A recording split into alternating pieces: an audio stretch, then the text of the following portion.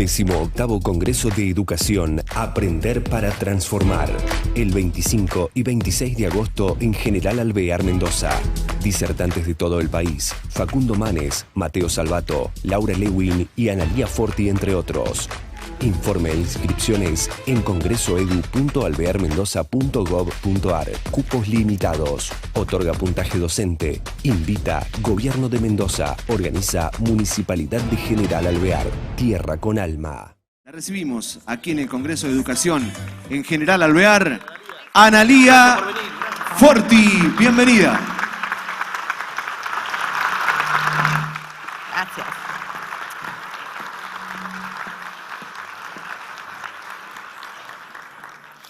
¿Cómo están? Muy buenos días para todos. ¿Están bien? ¿Amanecieron bien? Bien. Antes que nada les voy a aclarar, para los que vieron mi foto en las pantallas, créanme que no soy un doble. Soy yo dejándome crecer el pelo. Bueno, un placer estar con ustedes, de verdad, en esta oportunidad, acompañándolos en este 18º Congreso de Educación, Aprender para Transformar, una tarea que llevamos adelante entre todos. Pensaba la manera de iniciar esta charla y me pareció que era una buena oportunidad brindarles un enorme reconocimiento a todos los maestros.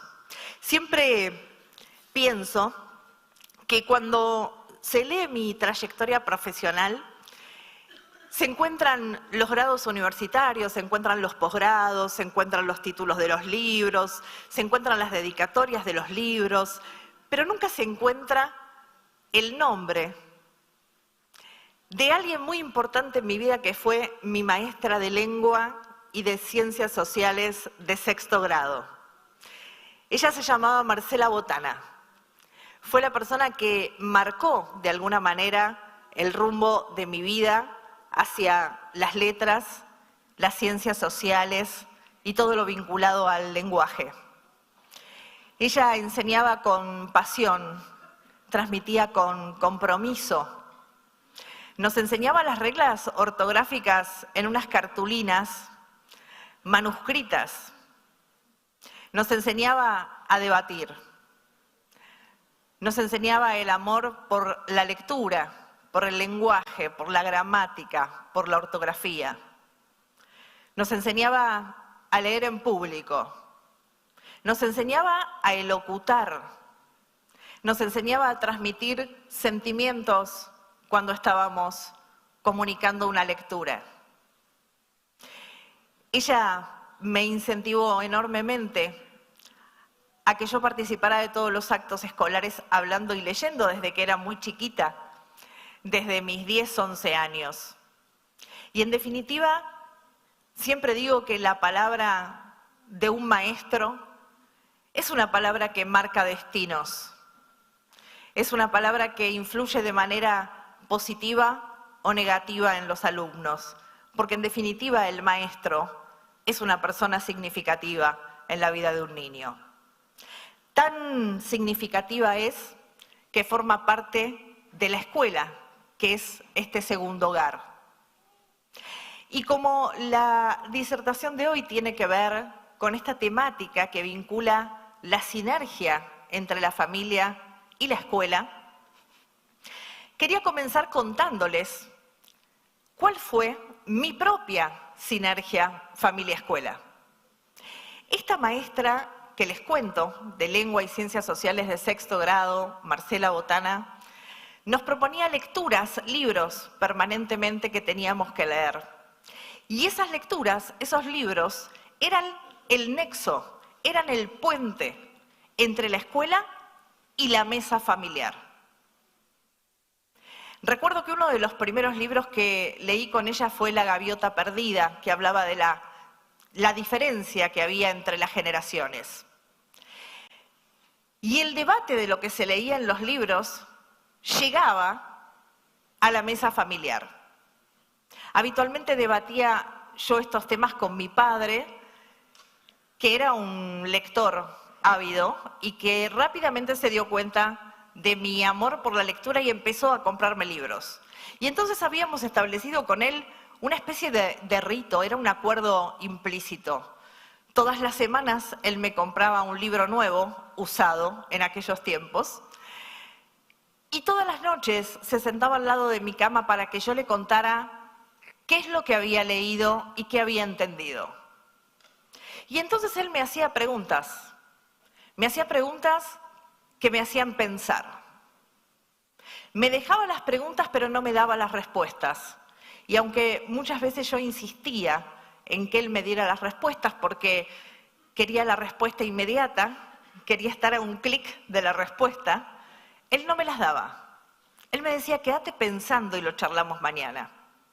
Y así en alguna oportunidad me ha preguntado, ¿qué hubiera pasado si Robinson Crusoe, cuando se encontró en una isla desierta producto de un naufragio, no hubiera puesto en juego su capacidad de resiliencia, no hubiera luchado por sobrevivir y se hubiera rendido? Y alguna vez me preguntó, ¿qué hubiera pasado si Alejandro Magno, en lugar de decidir quemar las naves, apostando a la valentía de su ejército para que se impusiera por sobre un ejército más numeroso, hubiera optado por no quemarlas?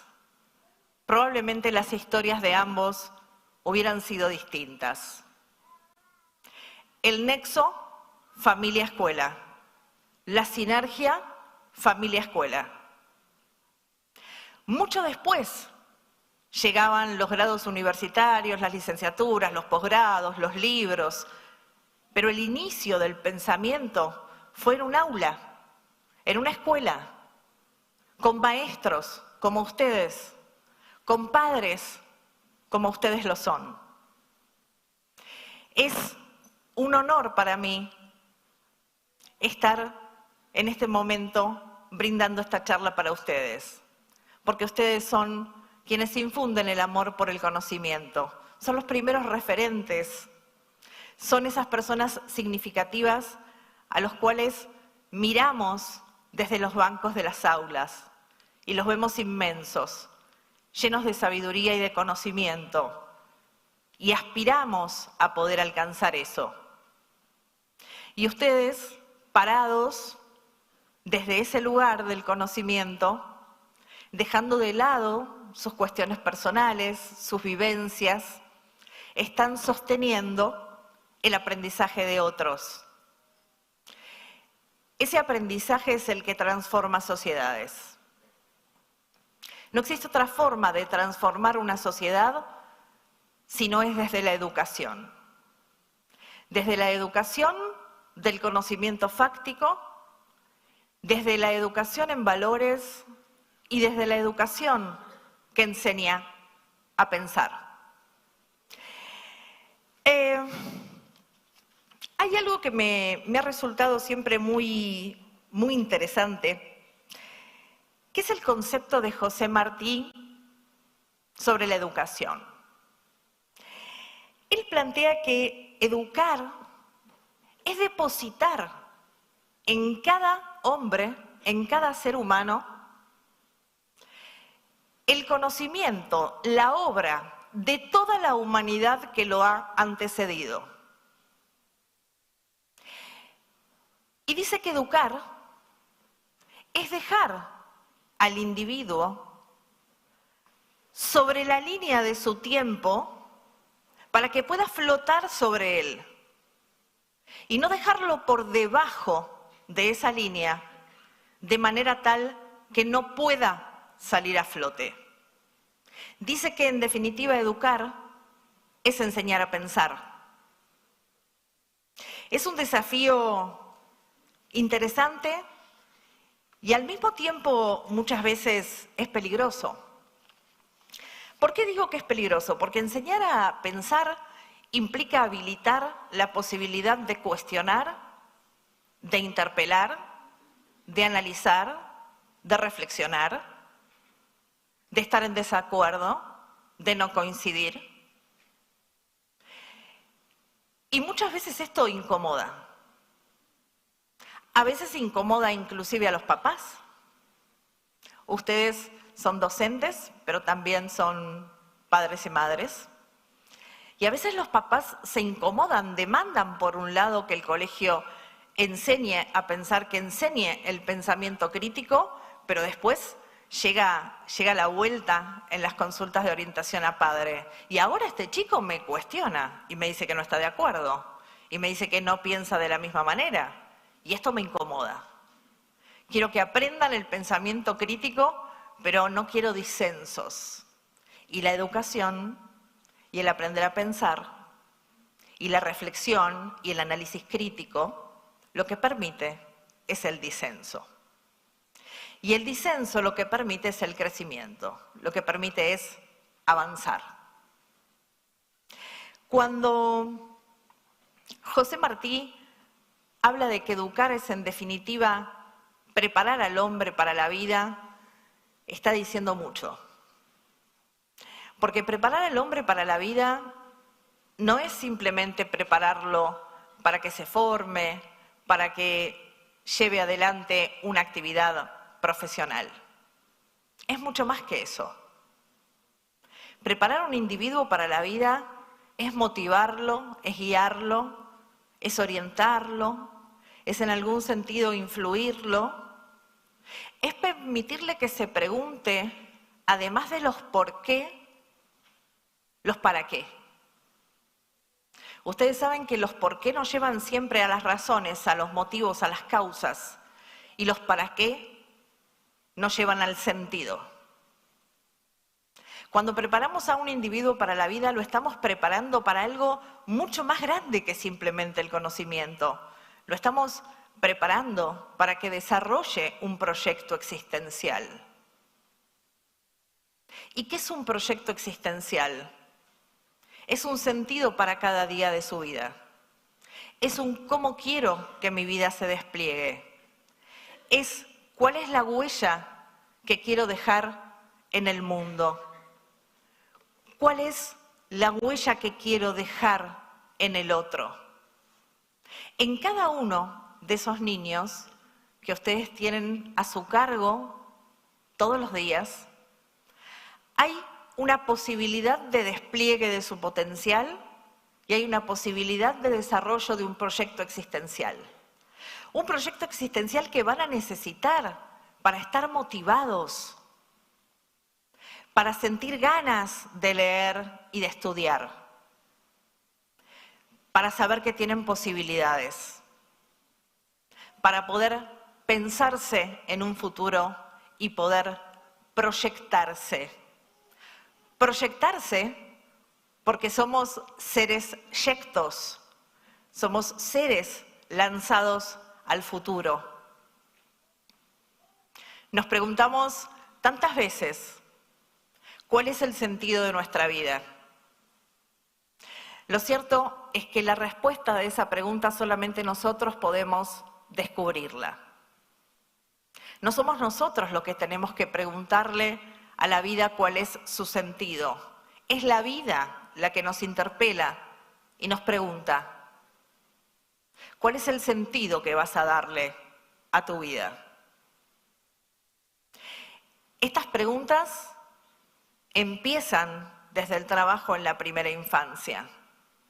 No nos podemos acordar de esto cuando ya nos encontramos con un adolescente de 16, 17 años, porque el trabajo es muchísimo más arduo. Esto empieza en las aulas, empieza en la primera infancia, empieza en un aula, empieza con un maestro, empieza con ustedes, que tienen un trabajo difícil cada día, porque tienen que sostener aprendizajes y porque trabajan en una institución, que es la institución escolar, que tiene que trabajar de manera sinérgica para ser eficiente con la institución familiar. Y no siempre es fácil de articular. Y les voy a contar por qué. Cuando hablamos de familia y escuela, tal pareciera que estamos hablando de tramas separadas. Pareciera que la familia se trata de lo privado y que la escuela se trata de lo público. Y sin embargo, Estamos hablando de eslabones de una misma cadena. Familia, escuela. Institución, familia. Institución escolar. Ayer, Manuel Troyé decía que sucede muchas veces que preguntamos, bueno, ¿cómo está la educación? Y la educación está complicada. Bueno, ¿y cómo está la educación en casa? No, en casa la educación está muy bien. No es verdad. No es verdad. Constantemente en las consultas de orientación a padre me encuentro con una depositación sistemática de la responsabilidad absoluta de la educación de los hijos en la escuela. Y esto no es así. Gracias.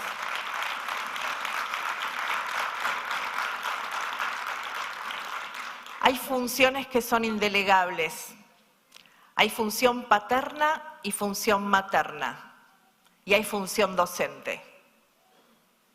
Lo que no se enseña en el hogar no se puede reclamar a la institución escolar. Lo que como padres no queremos ejercer con responsabilidad porque nos enfrenta al enojo de los hijos, no podemos pretender que lo enfrente el maestro. Tenemos que hacernos responsables. Tenemos que saber pararnos en el lugar y en la función y en la jerarquía de madre y de padre y entender que desde el miedo y la culpa no se puede educar, no es viable.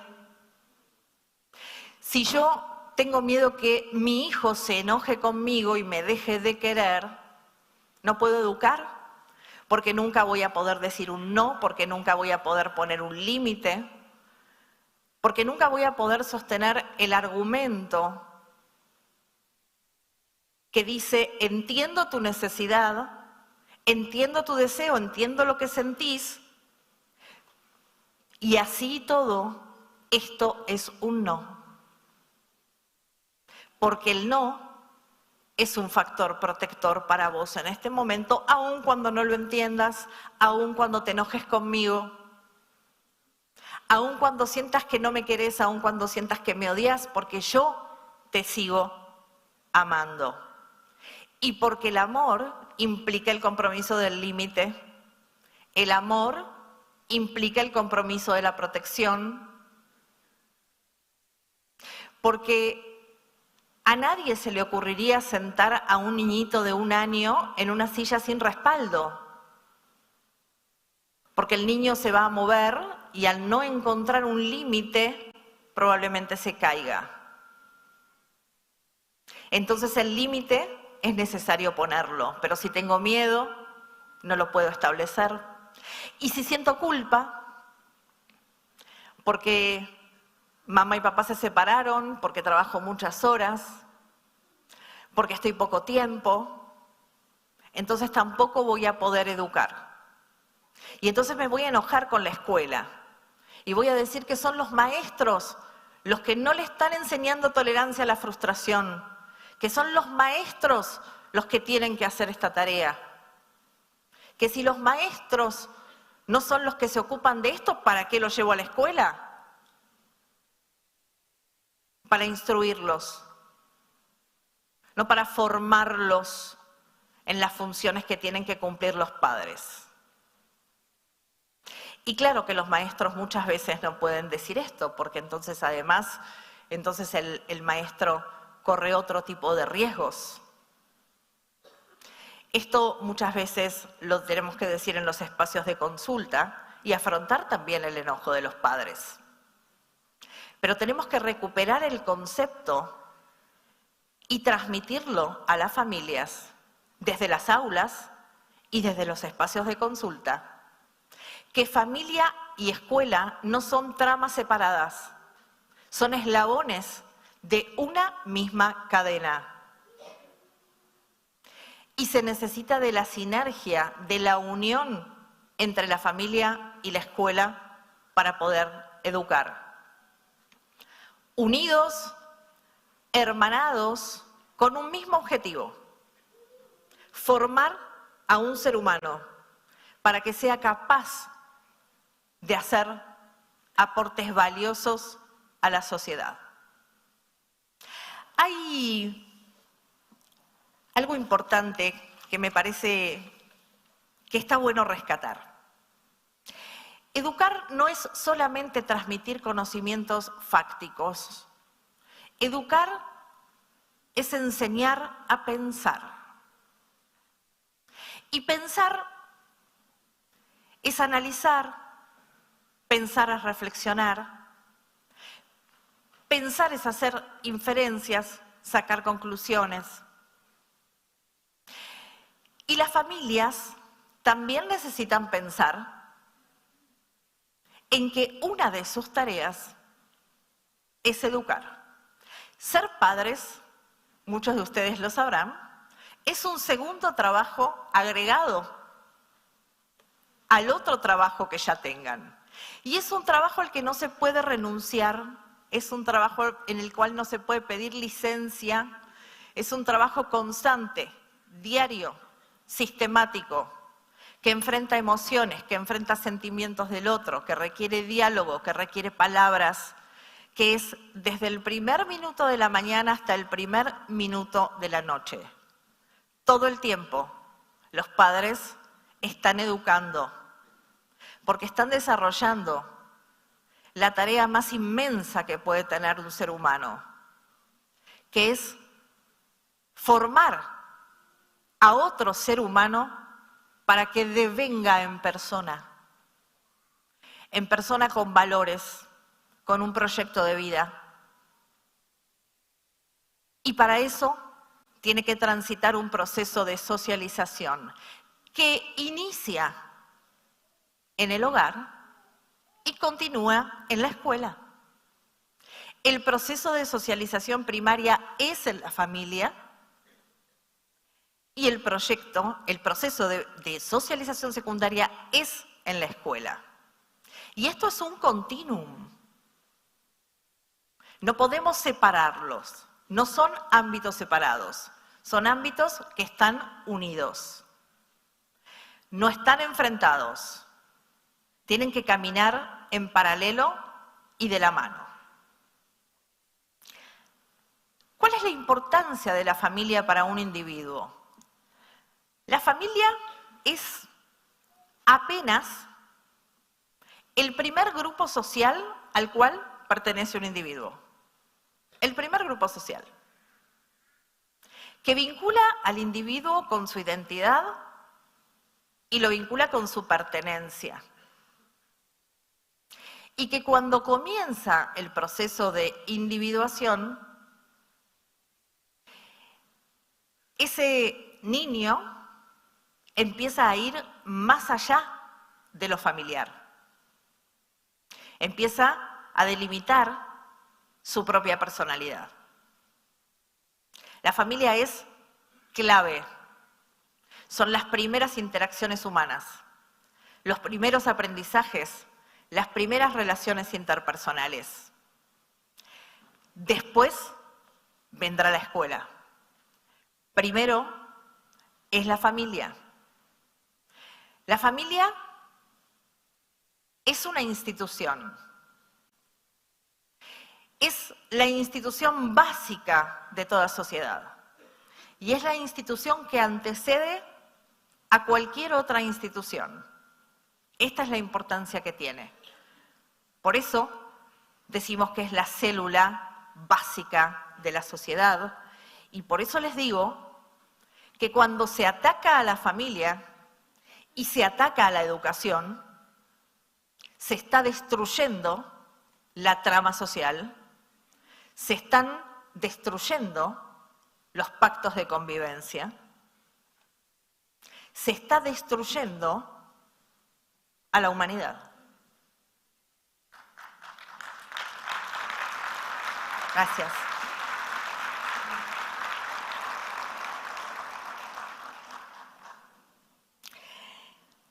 Si ustedes me preguntan cuál es la sinergia, la importancia de la sinergia familia-escuela, yo les diría que es clave, fundamental. ¿Por qué es clave? Porque ahí ancla la formación del pensamiento crítico. La formación del pensamiento crítico no tiene que ver solamente con poder discernir entre lo verdadero y lo falso, entre lo bueno y lo malo.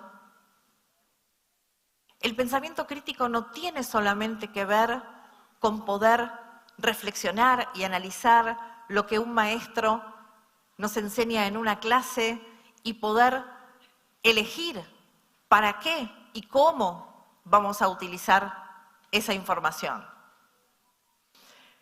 El pensamiento crítico nos permite tomar decisiones, nos permite ponderar pros y contras de situaciones.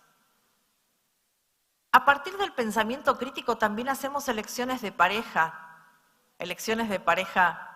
inteligentes, con el sentir y con el pensar, porque somos seres sentipensantes. El pensamiento crítico es el que me permite evaluar que esto me puede gustar, pero no me resulta conveniente. Es el que me permite inferir que si tengo la opción de esta pequeña gratificación inmediata, pero voy a tener una gratificación de mucho mayor valor a futuro, tengo que aprender a postergar esa gratificación. Y cuando pensamos en deserción escolar, tenemos que pensar también en esto, ¿no? En la capacidad de sostener. Porque estudiar, formarse y educarse también es un proceso. Y los procesos hay que sostenerlos. Bien lo saben las mamás, que el primer proceso que transitan es el de la gestación. Hay que transitar cada etapa, y cada etapa tiene sus momentos. Y el proceso educativo, de igual manera. Entonces, la sinergia de la familia y la escuela es fundamental para la fundación del pensamiento crítico. El pensamiento crítico, que entre otras cuestiones, nos permite evaluar con criterio. ¿Y qué nos permite evaluar con criterio? Desde cosas mínimas hasta cosas de trascendencia fundamental. Estamos ante una fecha cercana a un proceso cívico importante. Esto forma parte de una sociedad. Y a partir del poder analizar en base a un criterio, se forman niños que puedan evaluar los discursos del otro.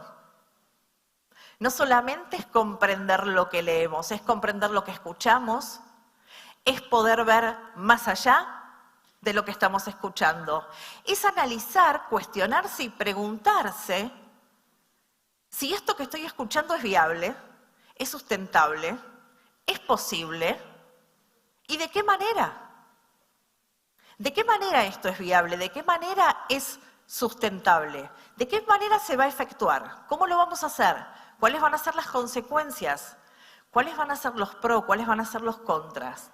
¿Cuáles van a ser los valores humanos y morales que se pongan en juego? Esto también lo hace el pensamiento crítico. Y esa es la importancia fundamental que tienen cada uno de ustedes, que como todos, en el momento en que el lunes entren al aula, yo los invito a tener conciencia de esto, porque en el momento que ustedes se paran frente a esos niños, ustedes son el instrumento de construcción del pensamiento crítico. Y ahí se está gestando la sociedad, no en los grandes discursos, donde se hablan de las transformaciones sociales. Las transformaciones sociales son en el hogar y en las aulas. Ahí se expanden las mentes. Ahí son las propuestas que invitan a pensar. En esos pequeños, anónimos desconocidos, en cada aula, en cada rincón remoto del país. No en las grandes figuras públicas, sino en los pequeños anónimos de todos los días que están haciendo tareas cotidianas altamente significativas a nivel social. Y si nos ponemos a pensar cómo se desarrolla el pensamiento crítico en un niño, lo vamos a pensar haciendo un paralelismo. ¿Cómo facilitamos el desarrollo del pensamiento crítico en los niños, en las aulas y en las familias? Con lo cual, les hablo a ustedes docentes y a ustedes papás y mamás, porque muchos de ustedes deben seguramente tener el doble trabajo, la doble función, esa doble e inmensa tarea. Para facilitar el desarrollo del pensamiento crítico, en primer lugar, les voy a mencionar 10 puntos concretos. En primer lugar, impulsar la creatividad. Los niños en la primera infancia son curiosos, quieren saber, preguntan. Es importante estar ahí para poder dar respuestas, para ayudarlos a fomentar la investigación en las aulas y en casa. Porque si ante la pregunta respondemos, mamá o papá tienen que contestar un mensaje, o estamos con el celular, el niño pierde el interés en la pregunta y en la investigación. Se queda acotado en su curiosidad. Y el pensamiento crítico se construye impulsando y fomentando la creatividad, ayudando a investigar, brindando respuestas que le generen nuevas preguntas. En segundo lugar, motivando a preguntar. ¿Cómo nos cuesta preguntar? Y digo nos cuesta a todos. Hay que hacer un trabajo para preguntar. Porque preguntar nos expone. Preguntar nos deja expuestos ante la mirada del otro, ante el juicio del otro, ante lo que el otro va a pensar sobre mí si pregunto y a ver si todavía cree que no sé. Y por ahí pregunto porque no sé. Y está muy bien no saber. Y hay un montón de cosas que yo no sé, que ustedes no saben, y tantas otras que sí sabemos. Motiven a los niños a preguntar, habiliten la pregunta, validen la pregunta, enseñen la fortaleza que existe en el preguntar, porque para hacerme una pregunta, algo me tuve que cuestionar. Algo del orden del pensamiento crítico estuvo funcionando, algo del orden de la reflexión. Entonces, me interpelo con la información y pregunto. Motivar las preguntas construye pensamiento crítico. Hacer preguntas es una fortaleza, no es una debilidad. Siempre que doy una charla y no hay preguntas, me quedo con la duda. ¿Se habrá entendido todo o no se habrá entendido nada? Porque alguna pregunta tiene que surgir, algún cuestionamiento, algo tiene que aparecer. Recuerden esto, motiven a los niños a preguntar. Eso construye pensamiento crítico. En tercer lugar, dialogar y enseñar a argumentar. Dialogar no es hablar. Esto es algo que se los comparto porque es muy habitual observarlo en las consultas de parejas. Cuando identificamos un problema de comunicación, las parejas nos dicen, pero si nosotros hablamos, no tenemos problema de comunicación, mira cómo hablamos, estamos hablando todo el tiempo, ayer fuimos a tomar un café y hablamos. ¿De qué hablaron? De lo que hizo este, de lo que hizo el otro, de lo que pasó. Hablar no es dialogar. Dialogar es entrar en profundidad relacional con un otro. Es entrar en un encuentro de persona a persona. Y cuando dialogo, tengo que motivar a argumentar. No es yo pienso esto porque sí. Contame, ¿cómo lo pensaste? No importa lo que hayas pensado.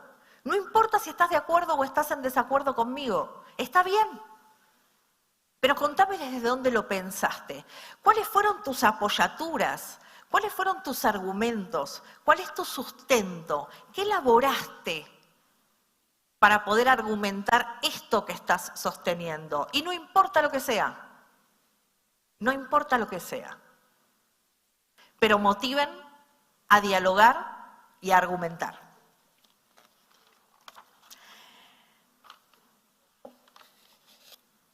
Planteen las ventajas y desventajas de las situaciones. Enseñen a pensar en las ventajas y en las desventajas de cada una de las situaciones que se plantean. Si estás muy enojado porque tu compañero te ofendió y lo que querés hacer es una descarga física tensional, evalúa que eso va a tener una consecuencia, que vas a deteriorar un vínculo, que probablemente vas a generar un daño en el otro, que no pudiste hacer mediar la palabra y probablemente que también tengas algún tipo de sanción. Evalúa. ¿De qué otras maneras podés gestionar esa emoción de haberte sentido ofendido, humillado, enojado, que no sea simplemente haciendo una descarga de tensión? Evaluar ventajas y desventajas de las situaciones construye pensamiento crítico. Dejen que sus alumnos y sus hijos se equivoquen. Pero no para aplaudirlos. ¡Te equivocaste! ¡Qué maravilloso! Bienvenido el error. No. Dejen que se equivoquen para poder mostrarles que tienen una maravillosa oportunidad de corregir. No crean que yo hice este aprendizaje de tan niña. Me llevó hasta mi tesis de licenciatura. Cada vez que la tutora de tesis me corregía, o me ponía un signito y me preguntaba, ¿y el conector? Me enfurecía. ¿Cuántas veces más me va a preguntar? ¿Qué significa el signito que me pone? ¿Dónde está la pregunta? El signito me decía, pregúntate, porque acá pasa algo que no está bien. Señalar el error, dejar que el otro se equivoque y mostrarle que es una oportunidad de aprendizaje, la corrección, construye pensamiento crítico. Dejar que el otro se equivoque es colocarse por detrás para sostener el aprendizaje y no por delante para evitar que el otro pueda aprender. Porque si el error no se permite, el aprendizaje no se logra. Ustedes lo saben mejor que nadie. La mejor manera de aprender es a partir de los errores. Aprender que cuando me equivoco tengo una oportunidad de corregir construye pensamiento crítico. Trabajen en el análisis de textos y de videos, con preguntas, generando debates, generando equipos de debate. ¿Quiénes se van a parar en esta posición? ¿Quiénes se paran en esta? ¿Por qué? ¿Cuáles son los argumentos de unos y de otros? ¿En qué sustentan estas ideas? Trabajen el debate, porque el debate, a partir de un disparador, como un texto o un video, construye pensamiento crítico.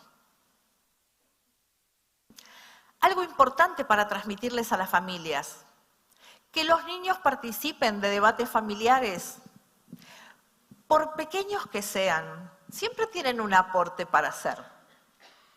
Ellos siempre tienen algo para aportar. Siempre tienen algo para decir, una mirada que construye sentido. Cuando los niños participan activamente de debates familiares en diferentes temáticas acordes a su edad, adquieren seguridad en ellos mismos, adquieren confianza. Cuando ustedes en las aulas les permiten a los alumnos brindar su punto de vista y su mirada, están habilitando el ser. Están habilitando la comprensión, el razonamiento, el análisis. Y están habilitando la voz del otro, que no es menor. La voz es la proyección del yo en el espacio. Proyecto mi ser en el espacio cuando levanto mi voz y digo, yo pienso esto, yo quiero hacer esta pregunta, yo sostengo este argumento.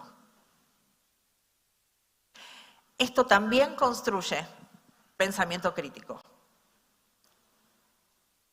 Enseñen a investigar. ¿Qué es enseñar a investigar? Enseñar a investigar es fomentar la curiosidad y enseñarle al otro que no tiene que quedarse con un solo concepto, con una sola voz, con un solo criterio. Porque si no educamos fanáticos irracionales, el fanatismo es irracional. No cuestiona, adhiere, dice sí, vamos, es esto. No importa por qué, no nos cuestionamos nada, es porque lo dijo y entonces vamos. Es fundamental enseñarles a investigar, que busquen información, que profundicen en el conocimiento. Esto construye pensamiento crítico. Cuando yo estudiaba Derecho, sufrí muchísimo con una materia que se llama Derecho Constitucional, porque había diferentes teorías sobre todas las cosas prácticamente. Entonces, mi conclusión era, ¿por qué no me dicen cuál es la definitiva? Así estudio esa y me evito todo el resto. Y el desafío era poder leer todas las miradas y todas las teorías para poder adherir o disentir. Eso construía pensamiento crítico. Y también, por supuesto, me sacaba de la zona de confort. Entonces, como todo lo que incomoda es resistido. Lo entendí con el tiempo. Eso construyó tanto pensamiento crítico que muchos años después terminé escribiendo un libro sobre reflexiones de persona a persona. Gracias a ese pensamiento crítico y a esos docentes, que en ese momento, les confieso, los odiaba con la profundidad de mi alma, porque no nos permitían estudiar del resumen de la cátedra. Nos hacían comprar el tratado, los 5, los 3 tomos del autor. Doctor, ¿hay que leer todos los tomos? Sí. ¿Pero hay que leer el tratado completo? Sí. ¿Pero no hay un resumen? No. Gracias. Gracias. Perdí mucho tiempo de tomar sol, perdí mucho tiempo de vacaciones, pero construí mucho conocimiento y mucha capacidad de ayuda al otro. Gracias a esos docentes que nos exigían para que nuestra mente se expandiera. No imponer criterios, sino incentivar opiniones. No se impone un criterio, se incentiva la opinión. ¿Cómo lo ves? ¿Cuál es tu mirada? ¿En qué se sustenta? ¿Cuáles son tus argumentos? Vamos a escuchar a este otro que piensa diferente. Vamos a escuchar sus razones, su pensamiento, su elaboración, sus argumentos. Y posiblemente no lo vamos a convalidar, porque no tenemos por qué coincidir, pero sí lo vamos a validar, porque es válido en tanto pertenece a la esfera del análisis del otro. Es válido para ese otro, aunque yo no lo convalide. Esto construye pensamiento crítico. Por último, enseñarles a vivir en una sociedad donde conviven diferentes miradas y pensamientos. Poder aceptar la opinión del otro es un desafío inmenso, enorme. Poder aceptarlo desde el respeto. sin que implique querer destruir al otro. ¿Por qué es clave la familia frente a la escuela? Hay un psiquiatra, pediatra, terapeuta familiar, creador de la terapia familiar estructural, Salvador Minuchin, que decía que la familia cumplía dos funciones fundamentales. La primera era la protección psicosocial de sus miembros y la segunda, la transmisión de la cultura. La familia tiene esa función, protege a sus miembros en lo psicosocial y transmite cultura. La escuela es la prolongación de esa institución. Por eso tiene que funcionar junto con la familia de manera sinérgica. Quiero, por último, brevemente, sé que me estoy pasando de tiempo, brevemente les voy a resumir, pero quiero mencionarles algo que es fundamental y tiene que ver con la importancia de los estilos parentales en la formación del pensamiento crítico. ¿Qué son los estilos parentales? Los estilos parentales son los estilos de crianza. Son prácticas educativas que se llevan a cabo en el seno familiar y que son llevadas a cabo por parte del subsistema parental, de la pareja, de los padres. Existen tres estilos parentales: el estilo autoritario, el estilo permisivo y el estilo democrático. El estilo autoritario es un estilo de crianza con altísimos niveles de control, altos niveles de exigencia, poca comunicación, poca circulación del afecto. Las cosas son así porque sí y porque yo lo digo. Es un estilo parental que no fomenta el pensamiento crítico. El estilo permisivo es un estilo donde no hay control, no hay exigencias. Por el contrario, se subvierten las jerarquías y prácticamente se le pregunta a los niños: hoy hace frío, ¿qué te querés poner? No, no se quiso poner la campera ni la bufanda, se enfermó. No quiso. Decidió con 4 años algo que pertenecía a la esfera de la decisión de los padres. Al contrario del estilo autoritario, el estilo permisivo tiene gran circulación de comunicación y altos niveles de afecto, pero no fomenta el pensamiento crítico porque no hay referentes. Si el niño de 4 años no quiere ponerse la campera, aunque haga frío, y mamá le dice: no te querés poner la campera, no la ponemos, no hay referentes. Entonces, ¿cómo se construye pensamiento crítico? ¿Con quién confronto?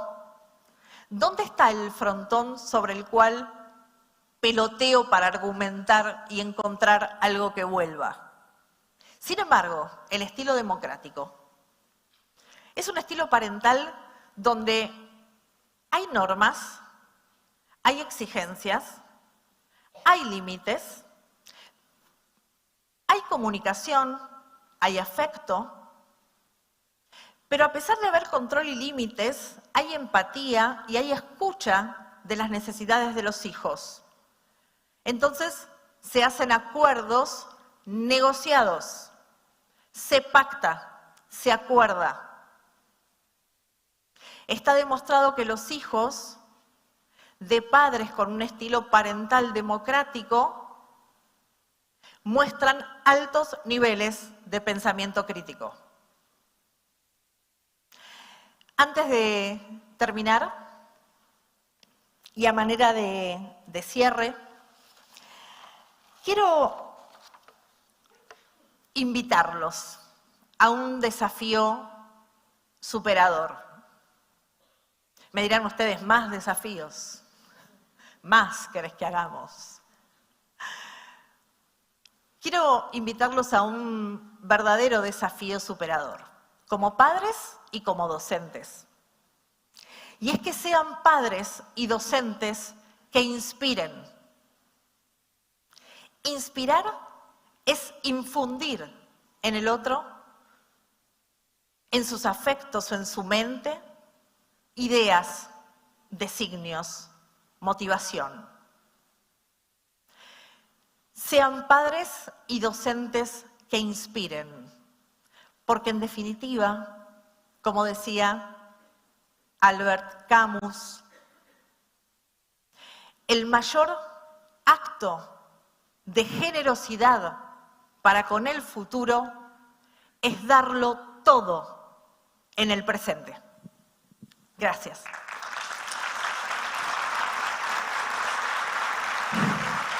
Analía Forti, muchas gracias. Gracias.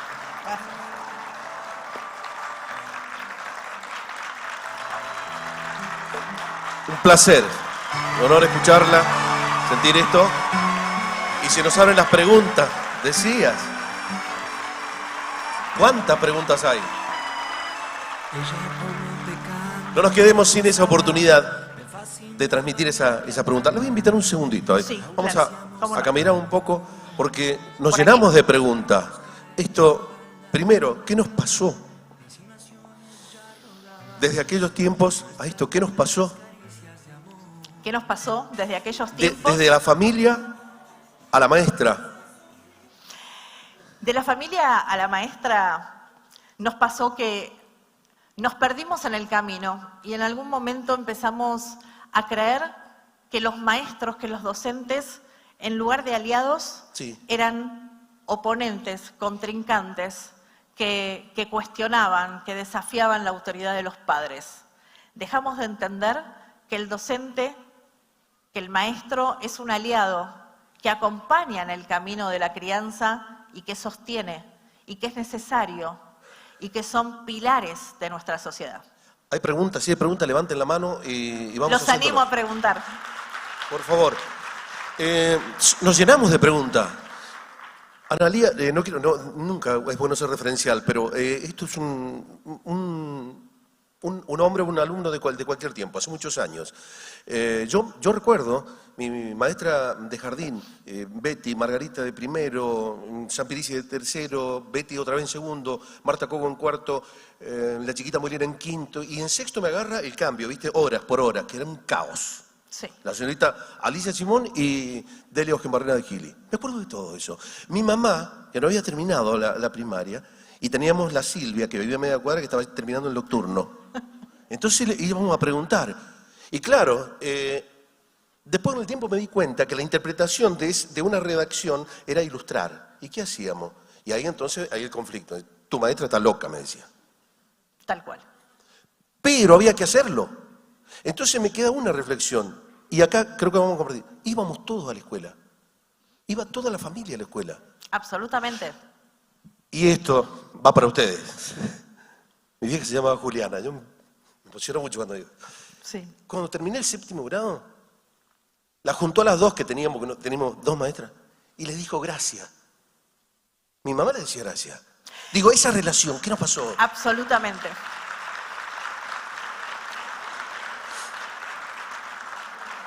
Qué lindo escucharlos. Me gusta mucho escuchar a los maestros. Esto que vos decías, a veces es bueno ser autorreferencial. Irving Yalom solía decir que la autorrevelación terapéutica es importante cuando constituye algún aporte para el otro. Y respecto a esto que vos decís, si me permiten, les voy a contar una pequeña anécdota personal de mi infancia.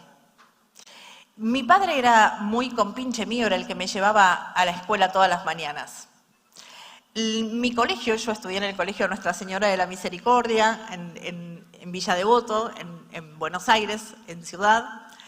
Y mi colegio estaba a 10 cuadras de mi casa, pero en el trayecto de las 10 cuadras había una barrera, una vía del ferrocarril, donde cada vez que nosotros íbamos en ese horario pasaba un tren de carga a Mendoza. Un tren de carga a Mendoza, precisamente, y nos agarraba sistemáticamente. Por supuesto que la solución de eso no era quejarse del tren, sino salir más temprano para evitar el horario. Pero no lo hacíamos por alguna extraña razón y entonces la cuestión era, ahora nos agarra el tren de carga que va a Mendoza, que aparte era de carga iba muy lento. Y en una oportunidad estábamos llegando tarde, el colegio era un colegio de monjas, y una de las hermanas que era fatal, se llamaba Alejandrina.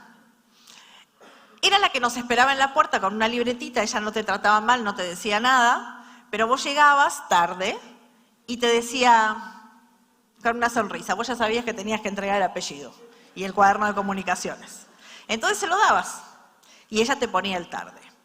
Y un día, ya había acumulado yo muchas faltas, mi papá me dice, te voy a acompañar y le voy a explicar que fue culpa mía, que me quedé dormido, que salimos tarde, que había sido verdad, y que bueno, que por favor no te ponga el tarde, porque en realidad fue responsabilidad mía. Y así sucedió, la hermana Alejandrina salió, nos hizo su sonrisa, yo saqué el cuadernito de comunicaciones porque se venía la falta, y mi papá, amorosamente, porque era un hombre encantador, le dijo, hermana, fue culpa mía. Me hago cargo, yo me quedé dormido. Ella lo escuchaba atentamente. Yo me quedé dormido, la desperté tarde. Acá en la barrera de la calle Chivilcoy nos agarró el tren de carga que va a Mendoza, que pasa justo siempre en este horario y llegamos tarde por mi culpa. Y la hermana Alejandrina amorosamente le dijo, lo comprendo, señor Forti. El cuaderno de comunicaciones, por favor. Y estuvo muy bien. Claro. Gracias. Estilo democrático. Escucho tu necesidad y aún así establezco el límite. Muchas gracias. Placer. Analía Forti. Muchas gracias. Gracias a ustedes. Realmente. Gracias. Por favor. Placer. Gracias. Por favor. Gracias a todos. Vamos a pedirle al señor intendente y por acá, Analía. Vamos a entregar un presente. ¿Con Julio todo bien? Hablan de estas cosas, obviamente. Todo el tiempo. Todo el Conmigo tiempo. es imposible no hablar de estas cosas. Por favor. Muchísimas gracias, por favor. Muchas gracias, por favor. Muchas gracias. Un vino de Alvear, qué placer tan grande. Gracias. Sí, claro. Excelente pregunta. Muy bien. Totalmente, hablemos de secundario. ¿Cómo ponemos límites a los alumnos de secundaria? Invitándolos a reflexionar y entendiendo que están transitando una etapa que es un salto existencial. Quieren ser niños para lo que les queda bien y adultos para lo que eligen. Entonces tenemos que enseñarles a negociar y les tenemos que enseñar a que crecer es renunciar. Crecer implica renunciar. Hay algo que hay que dejar de lado. Y si crezco, voy a tener que renunciar al niño que alguna vez fui y todo se le consentía. Y voy a tener que empezar a jugar con la libertad que me hace responsable. Porque el ser humano es libre para ser responsable y es responsable para ser libre. Tenemos que trabajar con el diálogo para que se asuman como adultos y entiendan que el proceso de crecer frustra y muchas veces duele, pero a pesar de eso vale la pena seguir diciéndole sí a la vida y al proceso de crecer. Gracias. Muchas gracias. Analía Forti, Gracias, mi amor. Muy amable. presente en el 18º Gracias. Congreso de Educación. Muchas Muchísimas gracias. gracias. Gracias a ustedes. Muchísimas